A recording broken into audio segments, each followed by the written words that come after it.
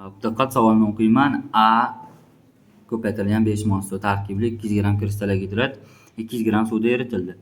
Eritma teng ikki qismga ajratildi va birinchi qismiga yetarli miqdorda 10,6% natriy karbonat eritmasi qo'shilganda 550,4 g eritma olindi.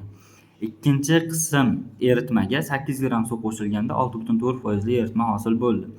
A tuzining necha gram miqdori 0,4 mol bo'ladi deyilyapti. Demak biz 200 g eritmaga 200 g suv qo'shsak 400 g eritma bo'ladi. 400 g eritmamiz teng ikki qismga ajratilyapti. Biz mana bu ikkinchi qism, ya'ni ikkinchi eritma tayyorlanyapti. O'sha ikkinchi qismidan foydalanamiz. Ya'ni teng ikki qismga ajralgandan so'ng o'sha hosil bo'lgan eritmaga 8 g suv qo'shilyapti. 1000 g eritma bo'lyapti. 1000 g eritma 100% bo'lsa 6,4% ni topsak 64 g tuz bor ekan. A tuzining massasi bu 64 g. Ana endi bu yerda kristalli gidratlar suvda eritilib teng ikki qismga ajralganda mana bu 200 g kristalli gidratim 2 ga bo'linganda 100 g dan to'g'ri keladi har biriga, har bir qismga.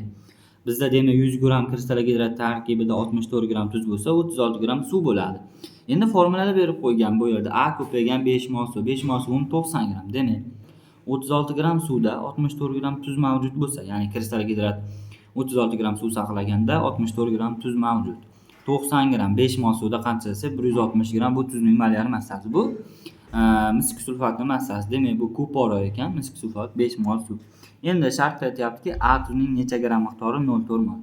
A tuzimiz bizda 160 molyar massasi 0,4 ga ko'paytirsak, demak 64 g degan javob chiqadi.